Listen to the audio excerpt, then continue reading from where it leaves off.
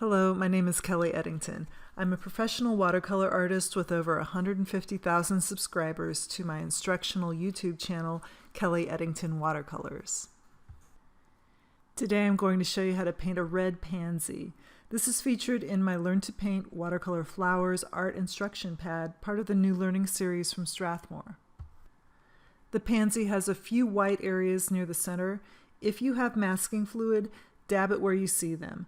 Otherwise, note where they are and try to remember not to put paint there.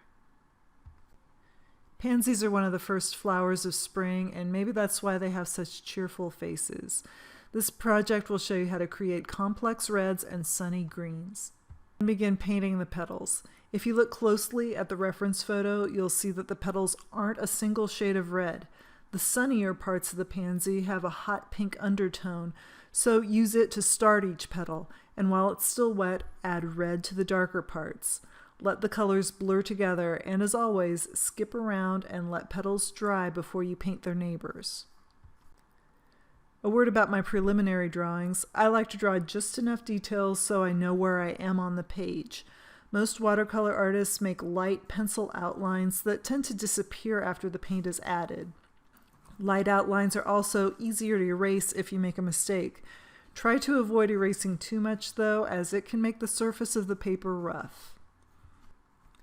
After the petals dry, I'm glazing or layering purple over my petals where I see shadows and other dark areas.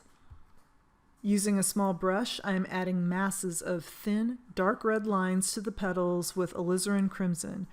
If you look closely at the reference photo, you'll see them, but they're not too hard to paint.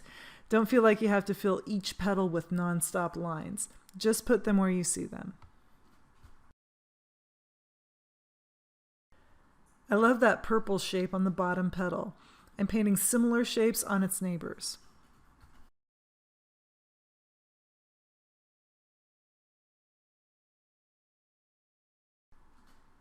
Here are some more of those little lines on the top petal.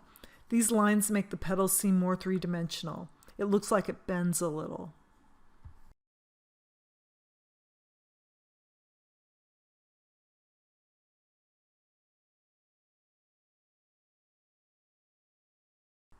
I'm making more red lines on the other petals. This is very enjoyable, and I think it adds so much to the pansy. I'm just using a small round brush for this.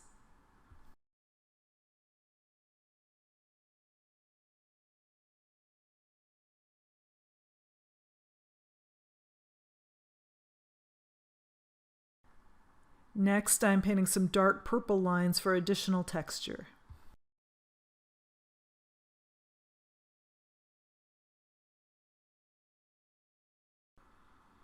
Here's the fun part. After all that red and purple, the little yellow shape in the center feels like a reward. While it's wet, I'm adding a speck of green right at the top.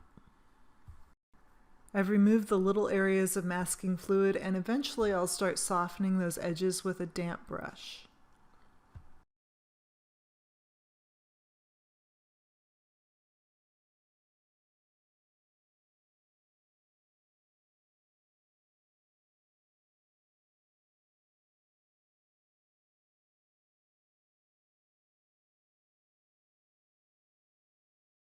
See that little shape I just made on the bottom petal? That's its underside, just some pink and red. This is optional. I'm not using my entire piece of paper here, so I'm taping off the top and bottom edges. Then it's time for the background. To make these leaves look like they're in full sun, I'm painting them a bright yellow-green. This is just the first layer. I really think it helps if you can start to think about creating a painting in layers, starting with the underlying or dominant colors and adding darker colors and details over the top. I've left a few white spots near the top, and now I'm glazing a darker green over the yellow-green. I think it looks nice if you can still see that first color here and there, and don't feel like you need to paint everything you see here. Red and green are complementary or opposite colors, so when you put them together, you get a vibrant picture. I love painting green alongside these red petals. I don't think I'll ever be able to truly lose this hot spot when I paint. got a very bright light that hovers about 15 inches above my desk, and its bulb is the same kind of bulb people who have seasonal affective disorder use. So it's basically the sun. So as always, I'm sorry about the glare. I painted that bottom right corner a light golden brown color, and now that it's dry, I'm glazing some purple shadows over it. Finish the painting with more shadowy shapes. You can see a second pansy near the top right corner. The background can be blurry and less fussy. This makes the pansy the focus of the painting. I'm going to go over the shadows with an even darker purplish brown. I always try to have at least 3 values, light, medium, and dark, going on in my paintings. It makes everything feel more substantial and three-dimensional. These little shapes are so fun to make. I just love noticing details and painting things nobody else cares about. This pansy was one of dozens that were for sale at a garden store. It wilted months ago, but I'm always going to have it in this painting, and I think that's kind of beautiful.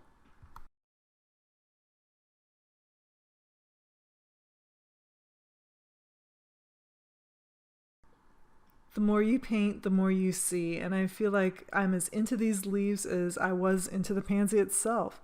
You can still see my original yellow-green here, but things have darkened up considerably.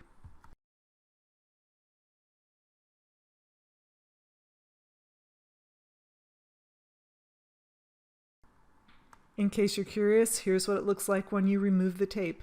Nice clean edges. I hope you enjoyed learning how to paint this pansy. Check out other video tutorials from my Learn to Paint Watercolor Flowers pad to learn even more watercolor painting techniques. And you can go to strathmorelearning.com to discover other Strathmore Learning Series products that I think you'll enjoy. Thanks for watching.